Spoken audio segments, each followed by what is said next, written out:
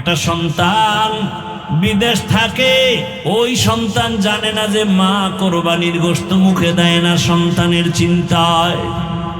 অন্যদের মা গোশত পাকায় পাকায় খাওয়ায়, কিন্তু নিজে খায় না, সন্তানের মায়ায় পড়ে আছে।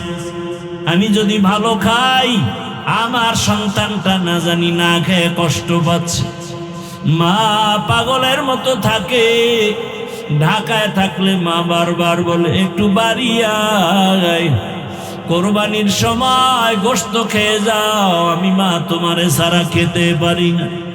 একটা মা সন্তানের জন্য এত পাগল। সন্তান যদি বুঝতো, জীবনে মায়ের চোখের দিয়ে তাকাইয়া রাগ মেজাজ দিয়ে কথা বলতো না। অথচ কত মায়ের কলিজায় ব্যথা, সন্তান মাকে কষ্ট দেয়, কথা শোনে না। ও আমার কলিজার যুবক বাবারা, ওই মায়ের দোয়া নিতে চাইলে বিনয়ের সাথে ক্ষমা চাইয়া তওবা করো। মা হাজেরা ঘরের মধ্যে ইসমাইল খেলতেছে, ইসমাইলের ঘরের মধ্যে নিয়া বহুদিনের বিরহের বেদনার কান্না। হাজেরার চোখে পানি, ইসমাইলের চোখে পানি, বাবার চোখে পানি। ইব্রাহিম নবী বলে, হাজেরা দেরি করা যাবে না, তাড়াতাড়ি রেডি করে দাও, ইসমাইলের নিয়ে মালিকের দাওয়াতে যাব। মা হাজেরা বুঝতে পারেন নাই, কোথায় জানি দাওয়াতে যাবে। দুনিয়ার কোন মালিক, দুনিয়ার কোন বাদশা দাওয়াত দিস, আসল মালিক আল্লাহ দাওয়াত দিস। ইব্রাহিম নবী হিকমতে কথা ঘুরায় বললেন, মা হাজেরা বুঝতে পারলেন না। সুন্দরভাবে সাজাইয়া গোসল করায় যখন ইসমাইলের বাবার হাতে তুলে দেয়, বাবা সামনে যায়, ইসমাইল পেছনে যায়। কোরবানির জায়গা বর্তমান মিনা বাজার, যখন এখন যেখানে কোরবানি ইব্রাহিম ওখানেই দিলেন, ইসমাইলের ওখানে নিয়া এবার 14 বছরের সন্তান ইসমাইলের বাবা ডাক দিয়ে কয়, ইয়া আবাতিফ ইয়া বুনাইয়া ইন্নী আরা ফিল মানামি আন্নী আযবাহুকা ফানজুর মাযা তারা।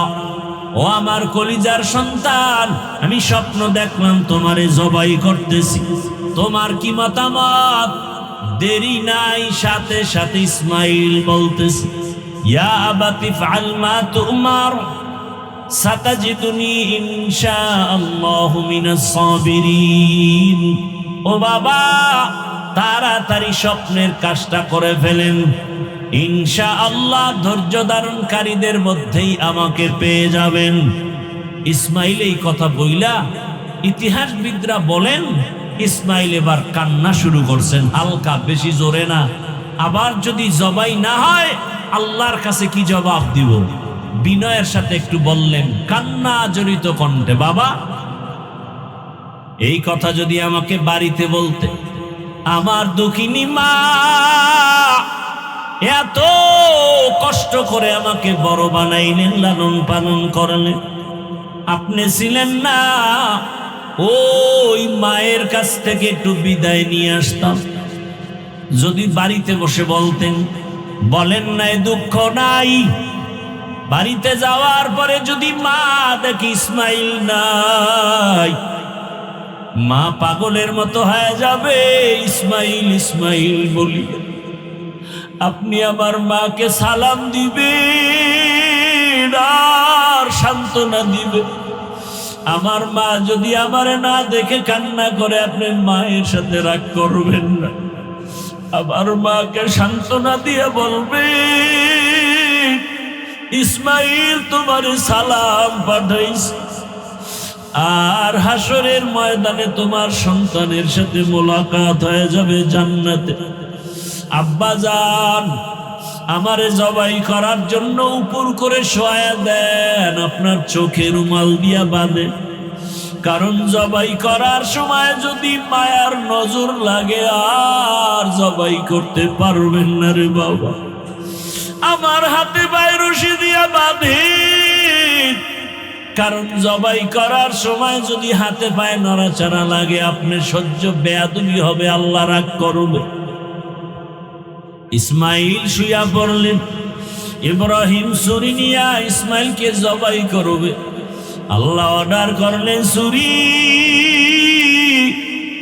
আমার ইসমাইলের একটা পশমের যেন কোনো ক্ষতি না হয়। ইব্রাহিম নবী ছুরি চালালেন, বিসমিল্লাহ আল্লাহু আকবার বলে ইসমাইলের গলা কাটে না। ইসমাইলের উঠাইয়া দ্বিতীয়বার আবার পরীক্ষার জন্য পাথরে আঘাত করলেন, দেখে পাথর টুকরো হয়ে গেল। এইবার সিদ্ধান্ত নিলেন, ইসমাইল শুইয়া পড়ো, রক্ত হাতে না লাগা পর্যন্ত তোমাকে আমি ছুরি চালানো বন্ধ করব না। কেমন বাবা, কেমন সন্তান, আল্লাহর হুকুমের জন্য নিজেদেরকে বিলীন করে দিলেন। এমন মা, এমন বাবা, এমন সন্তান দুনিয়াতে পাওয়া বড় কঠিন। সামনে সেবা দিচ্ছে জন্মকে কন্ট্রোল করার জন্য। তো 10 বছর আগের তুলনায় মানুষ কমছে না বাড়ছে? তো ট্যাবলেট কই, স্লোগান কই, ছেলে হোক মেয়ে হোক দুটোর বেশি নয়, একটা হলে ভালো হয়। আল্লাহ কয় আমার সাথে চালাকি। ওয়ামাকারু ওয়ামাকারাল্লাহ ওয়াল্লাহু খায়রুল মাকিরিন।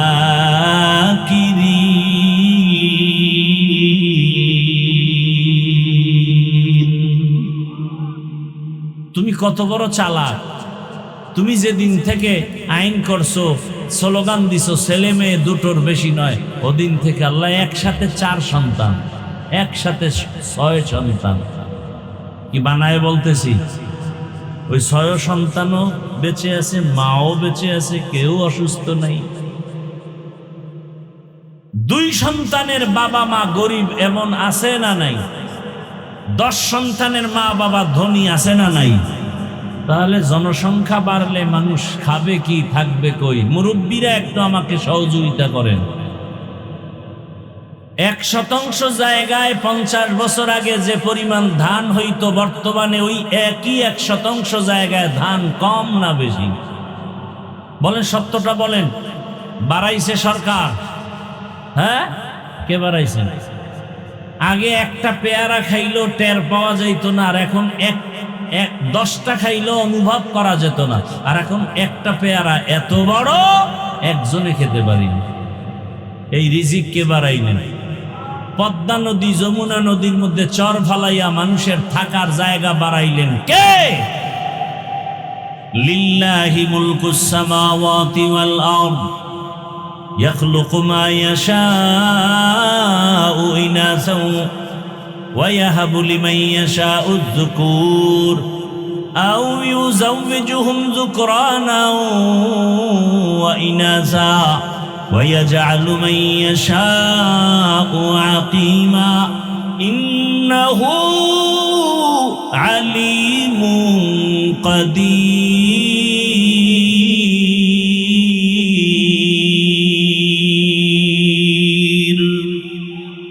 আসমান জমিনের ক্ষমতা কার হাতে?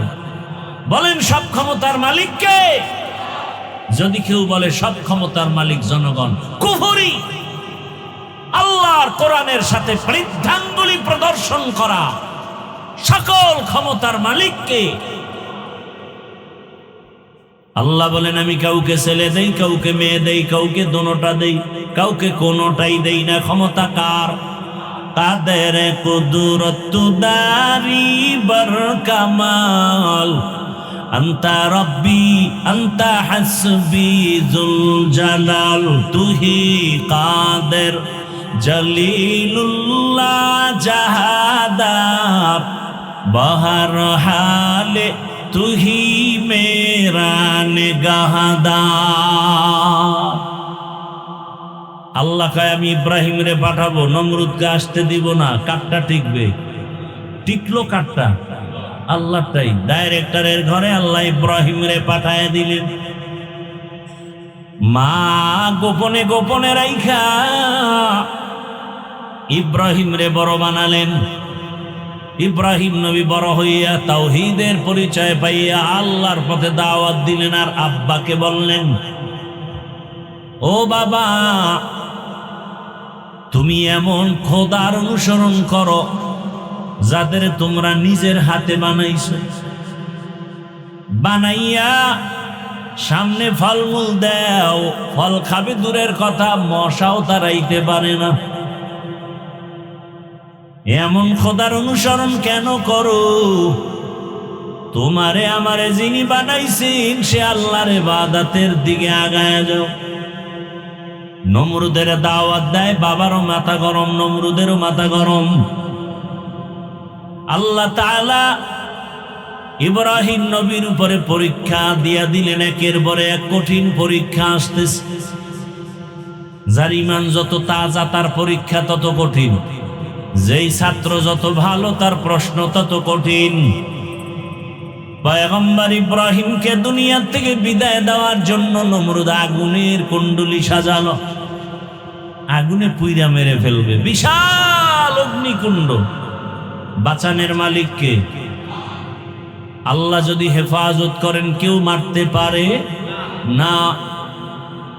তাকায় দেখছেন গত রমজানের ঈদের সময় কত মানুষ মরে গেল। গাড়ি পানির মধ্যে চলে গেল, একটা ছোট বাচ্চা সাঁতার কেটে উপরে এসে কান্না করে, আমার আম্মু গাড়ির মধ্যে আটকা, পানির মধ্যে বাঁচাও। আগুন সাজাইয়া ঘটনা আপনারা অনেক শুনছেন আলেমদের মুখে। ইব্রাহিম নবীকে গাছের সাথে রশি লাগায়া চরক গাছের চরখা বানায়া গোল ঘুরায় ঘুরায় ঘুরায় ঘুরায় আগুনে ফালাবে। আগুনের এত তাপ, কাছে যাওয়া যায় না। কিন্তু ইব্রাহিমকে রশি দিয়া বাঁধে টানতেছে, উঠে না, গাছও নড়ে না। নমরুদের খোদাগিরি যায় যায় অবস্থা। ইবলিস এসে বলে কোনো টেনশন নাই, আকামের হেডমাস্টার আমি, আল্লাহর সামনে যুক্তি দিয়া কাটকিরে ফেলাইছি গোটা দুনিয়া। কি সমস্যা? এই সমস্যা বলে এই মুহূর্তে পারবা না, জানো না ইব্রাহিম এমন আল্লাহর ইবাদত করেন, ওই আল্লাহর রহমতের নূরের ফেরেশতারা ইব্রাহিমের সহযোগিতায় রশি ধরে রাখছে, পারবা না। হ্যাঁ, এই সময় একটা আকাম করা লাগবে। কাম না আকাম, বিড়িটা না, কাম না আকাম। আকামেরও মধ্যে কিছু লাইন আছে, যেমন দাড়ি কামানো একটা আকাম না কাম, কিন্তু এটা লাভ আছে, আছে না নাই? আছে, কিছু লাভ আছে। যা দুনিয়ার লাইনে, আল্লাহর লাইনে তো কোনো লাভ নেই। বিড়ি টানলে কি লাভ? কি যুবকরা যারা বিড়ি টানেন কি লাভ? চেহারা সুন্দর, এক চড়ায় কয় একটা লাভ আছে, বাথরুম ক্লিয়ার। কষ্ট হইতেছে আপনাদের? এই যত কষ্ট মানসিক না, শারীরিক একটু কষ্ট গরমে, শুধু এই প্যান্ডেলের কারণে। এই গরমে এত টাকা খরচ করার কি দরকার ছিল? এগুলি শুধুই অনর্থক করা হয়েছে। বাঁশ দিয়া বাতি লাগাই দিত, আর খোলা মাঠে বয়ান চলতো, সবাই একটু বাতাস পাইত। আবার এদিক ডাল লেগাইছে আরো খাস পর্দা। টাকা আছে, কি করবে? কেউ যদি বুদ্ধি দেয় বলবে না না না, এটা অজের তো কোনো একটা রৌনকই আসবে না। অথচ খোলা মাঠে বয়ান করলে এটা রৌনক আরো বেশি হয়। যাই হোক, আর একটু সময় নেই। কি দিবেন না উঠে যাবেন? আর একটু সময় দিবেন, আল্লাহ কবুল করেন। ইবলিস কি কইল? এই মুহূর্তে একটা আকাম করতে হবে। কি? ঐতিহাসিকরা বলছেন এক বর্ণনা যে ইব্রাহিমকে উলঙ্গ করো, আর এক বর্ণনা আছে এই মুহূর্তে যুবক যুবতীদের অর্ধুলঙ্গ করে এখানে নাচ গান শুরু করো, তাহলে রহমতের ফেরেশতারা ভেগে যাবে, ইব্রাহিমের রশি টেনে আগুনে ফেলানো সহজ হবে। তাই করল, এক পর্যায়ে আগুনে ফেললো। আল্লাহ অর্ডার করে দিলেন, কুলনা ইয়া নারু কুনি বারদাও ওয়া সালামান আলা ইব্রাহিম কে লুতুফে খেশরা ইজহার কর বা খলিল আশনারেরা গুলজার কর। আল্লাহর আদেশ যখন আসছে নমরুদ কয়, এই আগুন, ইব্রাহিম রে জ্বালাও না কেন? আগুনের জবান খুলে গেল। আগুন বলে, তুমিও যার গোলাম, আমিও তার গোলাম। তুমি আমাকে, তোমার গোলাম তার আমি না। তুমি আমাকে বলো জ্বালাইতে পারি না কেন? আমার মালিক বলে, খবরদার ইব্রাহিমের একটা পশম যেন না জ্বলে। আল্লাহ নোটিশ জারি করে দিলেন, ঠান্ডা হও। মুফাসসিরিনে কেরাম বলেন, শুধু ইব্রাহিমের আগুন ঠান্ডা হয় না, দুনিয়াতে ওই টাইমে যত আগুন ছিল সব ঠান্ডা হয়ে গেছে। তবে ঠান্ডাটা হয়েছিল সালামান, শান্তিদায়ক ঠান্ডা, কষ্টদায়ক ঠান্ডা। অনেক ঠান্ডা আছে কষ্টদায়ক, আর এটা শান্তিদায়ক ঠান্ডা।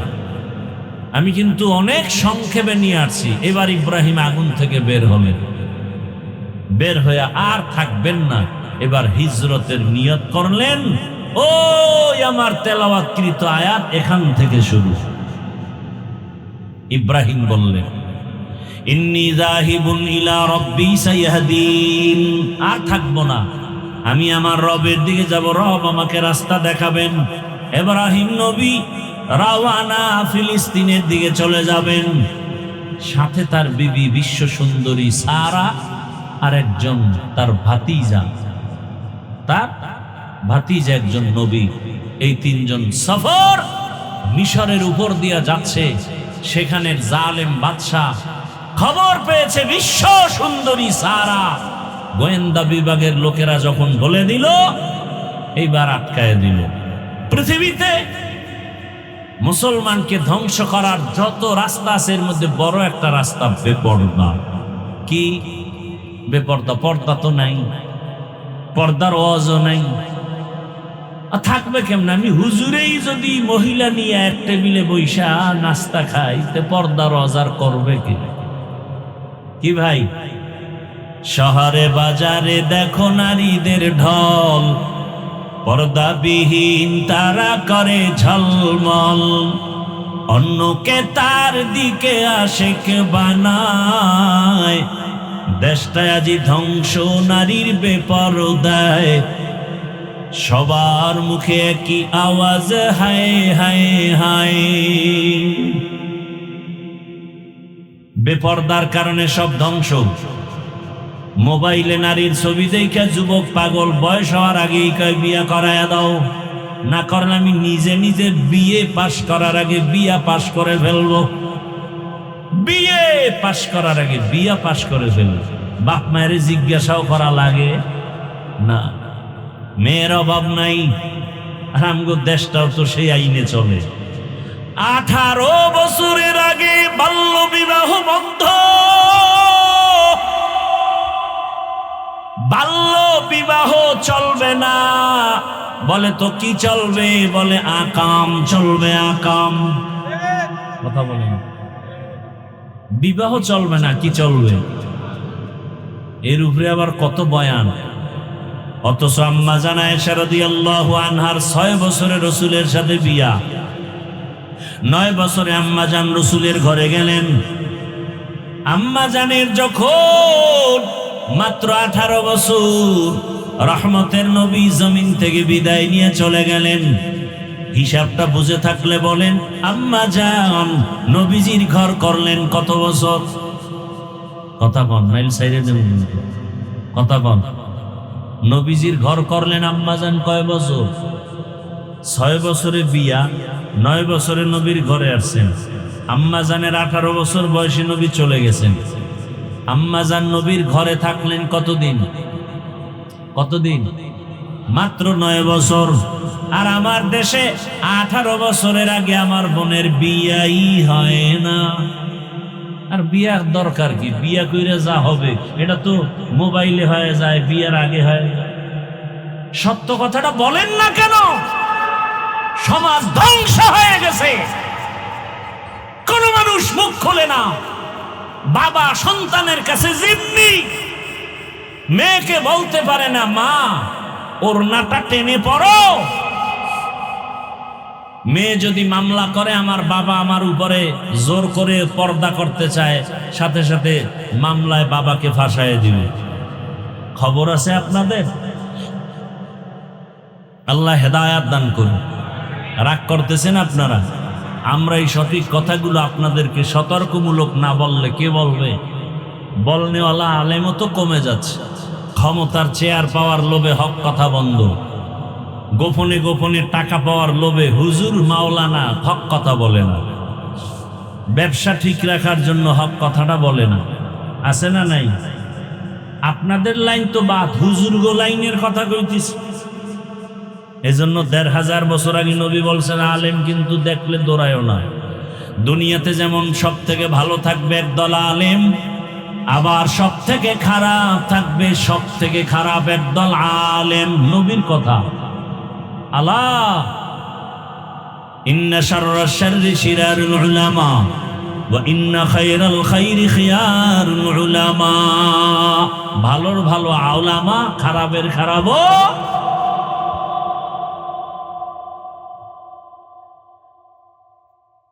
পয়গম্বর ইব্রাহিম হিজরতের জন্য রেডি হয়ে গেলেন। ওই জালেম মিশরের বাদশাহ খবর পাইয়া সারাকে নিয়ে গেল জোর জুলুম করে।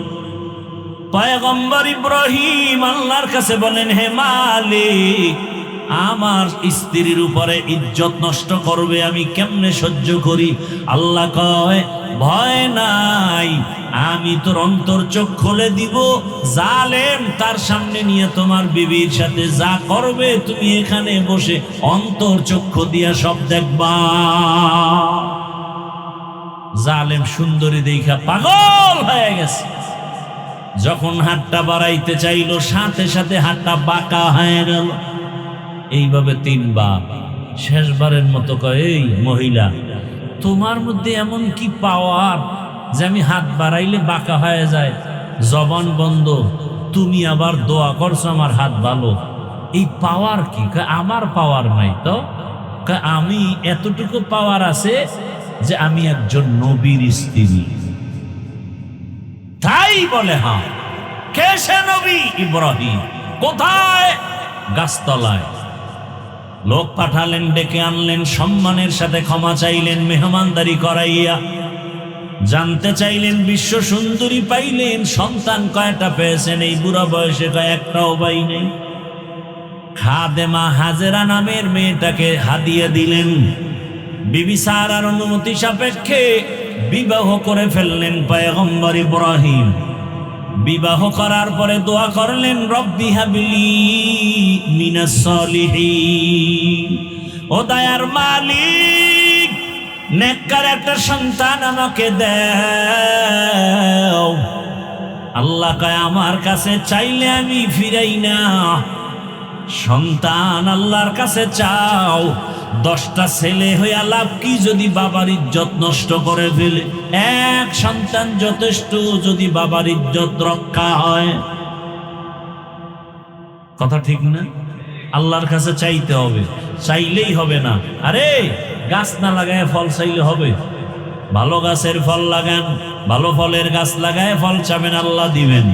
ভালো একটা মা ঘরে আনার পর আল্লাহর কাছে দোয়া করবেন, আল্লাহ ভালো সন্তান দান করবেন। আপনি ভালো মা ঘরে আনছেন নি? আপনি তো ঘরে আনছেন ডানা কাটা বড়ি। কি বড়ি? ডানা কাটা বড়ি। আইসা ডানা কাটে, আইসাই স্বামীরে কয়, তোর মায়ের ডানা ভালো না, তোর বাবার ডানা ভালো না, ঘর বাড়ি ছেড়ে চল টেকনাফ শহরে কক্সেস বাজারে ফেলাট ল। ওখানে লইয়া লইয়া কয়েকদিন খাইয়া লইয়া ঘুরে টুইরা পাখির মতো কয়, তোর ডানাও ভালো না, হিজরত করে ভেগে গেল। কি বানায় বলছে? এই আকাম চলে না, চলে না। আল্লাহ হেদায়াত দান করুন। ডানা কাটা পড়ি তো, ফলাফল নগদ। পয়গম্বর ইব্রাহিম দোয়া করলেন, নবীর দোয়া সাথে সাথে কবুল হয়ে গেছে। আল্লাহ দোয়ার ফলাফল জানায় দিয়া বলেন, ফাবাশশারনাহু বিগুলামিন হালিম। তোমার মতো একজন বিচক্ষণ গুণের অধিকারী সন্তান আমি তোমাকে দিচ্ছি। এসে গেল ইব্রাহিম নবীর ঘরে সন্তান। নাম কি? ইসমাইল। এবার মায়া কম না বেশি বুড়া বয়সের সন্তান? হ্যাঁ, অনেক বেশি। আল্লাহ আবার কয়, আমার মায়া কইমে যাইব সন্তানের কারণে? হবে না। নবীদের পরীক্ষা কত কঠিন চিন্তা করে। আমাদের তো কোনো পরীক্ষাই নাই, জনমের মতো গুনাহ করি আর বড় কোনো বিপদ নাই। বিপদ সব যারা একটু হালাল ভাবে চলি তাদের উপর। ও আমার যুবক বাবারা, বৃদ্ধ বাবাজি, পর্দার আড়ালের মা বোনেরা, ভালো করে শুনেন, কত কঠিন পরীক্ষা ইব্রাহিম নবীর উপরে।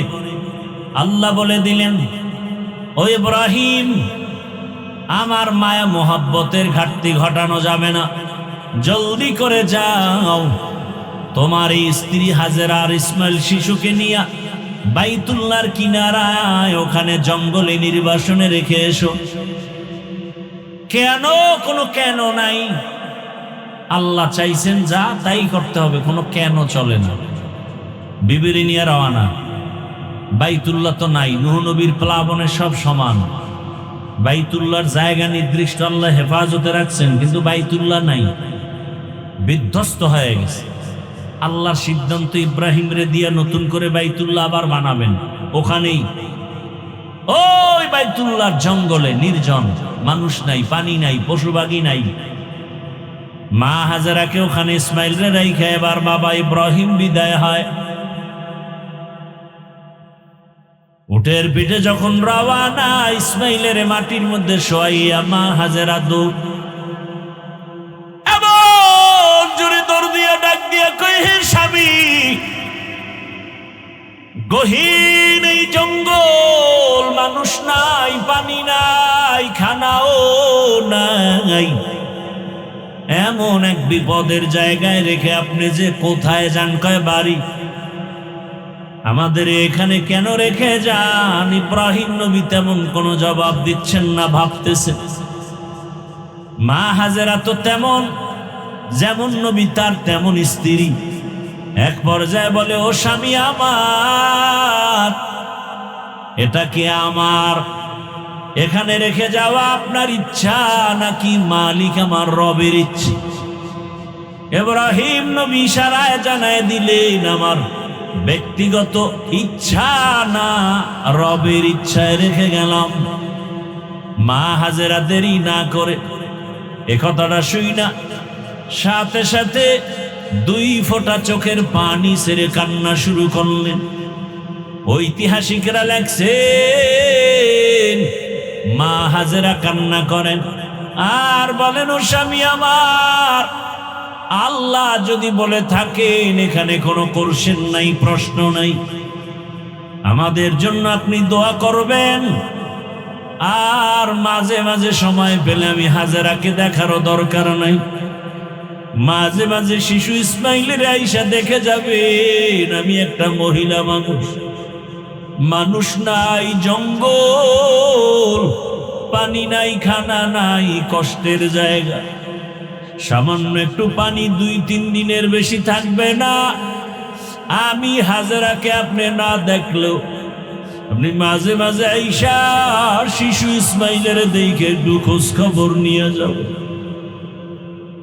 ইব্রাহিম নবী বিদায় হয়, কোনো কথা নাই, আমার মালিকের হুকুমের সামনে কোনো সহযোগিতা চলবে না, ভিন্ন কোনো আওয়াজ চলবে না। এবার ইব্রাহিম চোখের পানি ছেড়ে সাফা পাহাড়, মারোয়া পাহাড়ের মাঝখান থেকে রওনা। পাহাড়ের উপরে উঠে নিচে নামলেন। নিচে নাইমা উটের পিঠ থেকে নামিয়া ইব্রাহিম নবী হাত উঁচু করে আমার মালিকের দরবারে দোয়া করা শুরু করলেন। এমন জায়গায় বসে নির্জনে দোয়া করেন যেখানে সন্তানও নাই, হাজেরাও নাই। হাজেরা পাহাড়ের ওই পাশে। আল্লাহ দোয়ার কথা কোরআনে বলছেন, ইব্রাহিম দোয়া করেন, রব্বানা ইন্নী আসকানতু মিন যুররিয়্যাতি বিওয়াদিন গায়রি যী যারইন ইনদা বাইতিকাল মুহাররম রব্বানা লিয়ুকিমুস সালাতা ফাজআল আফইদাতাম মিনান নাসি তাহওয়ি ইলাইহিম ওয়ারযুকহুম মিনাস সামারাতি রিজকান লাকুম। ইব্রাহিম নবী দোয়া করলেন, হে মালিক, আমার জীবনের শেষ ভাগের সন্তান, আমার আদরের বিবিরে তোমার হুকুমে এখানে রেখে যাই, তোমার কাছে দোয়া করি, হে মালিক, কুদরতে তুমি রিজিকের ব্যবস্থা করে দাও, ফলের মাধ্যমে তোমার শুকর আদায় করবে। ও দয়ার মালিক, নামাজ আদায় করবে, খানার আয়োজন করে দাও ফলের মাধ্যমে, বাসস্থানের ব্যবস্থা করে দাও। ইব্রাহিম নবী বিনয়ের সাথে কান্না করে করে দোয়া করলেন, সন্তানের মায়া বুড়া বয়সে সহ্য করা যায় না। ও আমার কলিজার যুবক, এমন একটা বয়ান নাই যেখানে মা বাবারা কান্না করে না, অভিযোগ করে না, সন্তান মা বাবার কথা মতো চলে না। হুজুর একটু সন্তানের বয়ান করে বুঝায় দিয়ে, মায়ের সাথে খারাপ আচরণ করে, বাবার সাথে খারাপ আচরণ করে। ও আমার যুবক বাবারা, পায়ে হাত রেখে বলি, এমন রত্ন যদি থাকে হারায় না রে বাবা। ওই মা বাবার দোয়া ছাড়া আল্লাহর কসম আমি হাফিজুর রহমান এই চেয়ারে বসতে পারি না। ওই মা বাবা জীবনের কত বড় রত্ন, ওই মা বাবার দোয়ার কারণে আজকে তুমি টাকার মালিক, বাড়ি গাড়ির মালিক হয়েছো, সম্মানের চেয়ারের মালিক হয়েছো। ও আমার যুবক বাবারা, যারা মার সাথে বেয়াদবি করেছো, বাবার সাথে করেছো, গোপনে গিয়া মায়ের কাছে ক্ষমা চাইও, বাবার কাছে ক্ষমা চাইও। মা বাবার দোয়া সারা জীবন সফল হবে না, লেখাপড়াও হবে না, চরিত্র গঠন হবে না। আর যার মা দুনিয়ায় নাই, বাবাও দুনিয়ায় নাই, আল্লাহর কাছে মোনাজাত দিয়া কাঁদো, আর মাঝে মাঝে দোয়া করো। ওই মা বাবার নামে দান সৎকা করো, আর আল্লাহর কাছে ক্ষমা চাও, মা বাবার কবর জিয়ারত করো। ও আমার যুবক বাবারা, একটা মা সন্তানের জন্য কি পরিমাণ কষ্ট করে, সন্তান যদি জানতো, বুঝতো, চামড়া খুইলা মা বাবার চামড়ার জুতা বানায় দেওয়ার জন্য রেডি হয়ে যাইতো ঋণ আদায়ের জন্য। জীবনের মূল কষ্ট মায়ের প্রসব বেদনা, সাত আসমান সাত জমিন তখন মায়েরই মাথায়। জীবনের মূল কষ্ট মায়ের প্রসব বেদনায়, সাত আসমান সাত জমিন তখন মায়েরই মাথায়। আমার সুন্দর মুখ দেখি মায়ের, আমার সুন্দর মুখ দেখি মায়ের, ব্যথা যায় দেয় হাসাইয়া। ও আমার প্রাণের মা, মা গো মা, কোথায় গেলে মোরে ছাড়িয়া, জনম দুঃখী ইয়াতীম আমি, চায় না কেহ ফিরিয়া।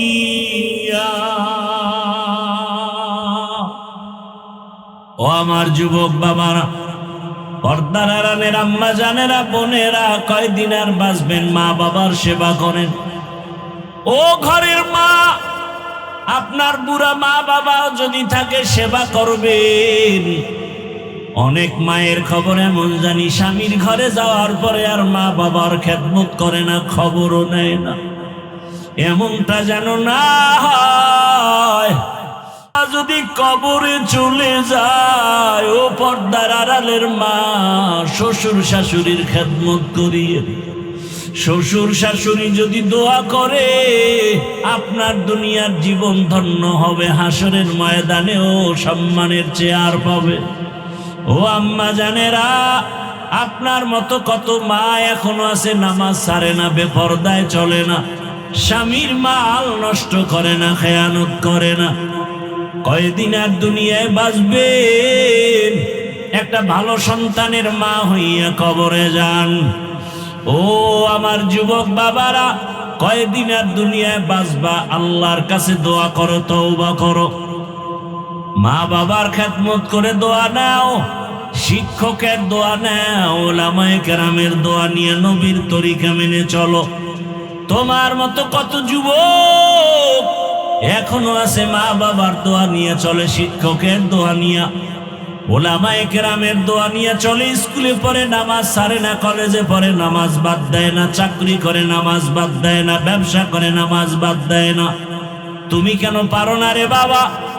ইব্রাহিম নবী দোয়া করে চলে গেলেন, মা হাজেরা ইসমাইলের নিয়ে এখানে জীবন কাটাচ্ছেন। ও পর্দার আড়ালের আম্মা জান, হাজেরা আর ইসমাইলের রাইখে ইব্রাহিম নবী চলে গেলেন, কষ্টের জীবন শুরু হয়ে গেল। আপনার মতো কত মা আছে, স্বামী বিদেশে থাকে, স্বামী ঢাকায় থাকে, চাকরি করে, ব্যবসা করে। আপনি ঘরে থাইকা সন্তানকে লালন পালন করবেন, স্বামীর মাল হেফাজত করবেন। মা হাজেরা আল্লাহর ভয়, ইসমাইলের লালন পালনের জন্য যতটুকু পানি ছিল শেষ হয়ে গেল। এক পর্যায়ে দুধও নাই, বাচ্চা ইসমাইলের দুধও দিতে পারে না, মুখে জিহ্বাটা দিয়ে দেয়, পানি নাই। মা পাগলের মতো হয়ে গেল সন্তানকে বাঁচাবার জন্য। একবার সাফা পাহাড়ে দৌড়ায়, একবার মারোয়া পাহাড়ে দৌড়ায় সন্তান ইসমাইলের পানির জন্য। আল্লাহর কাছে এই দৌড় এত পছন্দ হয়ে গেছে,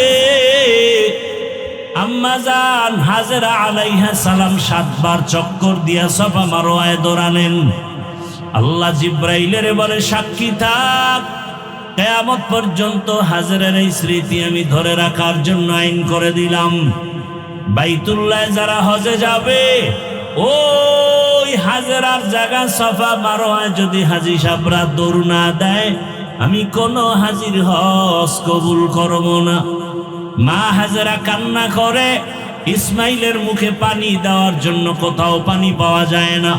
হঠাৎ বাইতুল্লাহর কিনারায় আওয়াজ শুনে কে যেন হাজেরা বলে ডাকে। মা হাজেরা দৌড়ায় গিয়ে দেখেন মানবের আকৃতি, আল্লাহর ফেরেশতা জিবরাইল সেখানে হাজির হয়ে গেল। কি চাও? পানি চাই। পাখা দিয়া ডানা দিয়া বাড়ি মারলেন, ইসমাইল নবীর পায়ের গোড়া থেকে পানি বের হওয়া শুরু হয়ে গেল।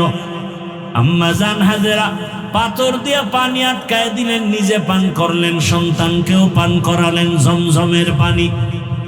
আজ ওই জমজমের পানি হাজার হাজার কোটি মিলিয়ন ট্রিলিয়ন বিলিয়ন পানি, লিটার হাজী সাহেবরা নেয়। জমজমের পানি বাড়েও না, কমেও না। সাহাবায়ে কেরাম নবীকে প্রশ্ন করলেন, হে রহমতের নবী, জমজম কূপের পানির তলা কোথায়? কমেও না, বাড়েও না। নবী বলেন, জমজম কূপের পানির সংযোগ হলো হাউজে কাউসারের সাথে।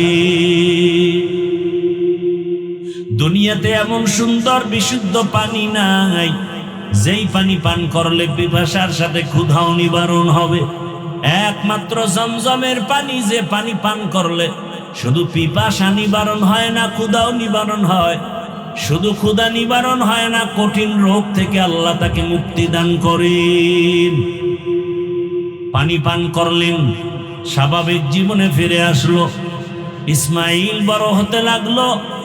হতে হতে যখন 14 বছর হয়ে গেল, কম বেশি ঐতিহাসিকরা লিখলেন, ইসমাইল যখন বড় হয়ে গেল, পরীক্ষা। ইব্রাহিম নবী স্বপ্নে দেখতেছেন, আল্লাহ দেখাচ্ছেন, তোমার কলিজার আপন বস্তু তুমি কোরবানি করো, জবাই করো। এই স্বপ্ন 3 দিন দেখার পরে সিদ্ধান্ত নিলেন, আল্লাহর হুকুম বোধহয় ইসমাইলকে জবাই করার জন্য।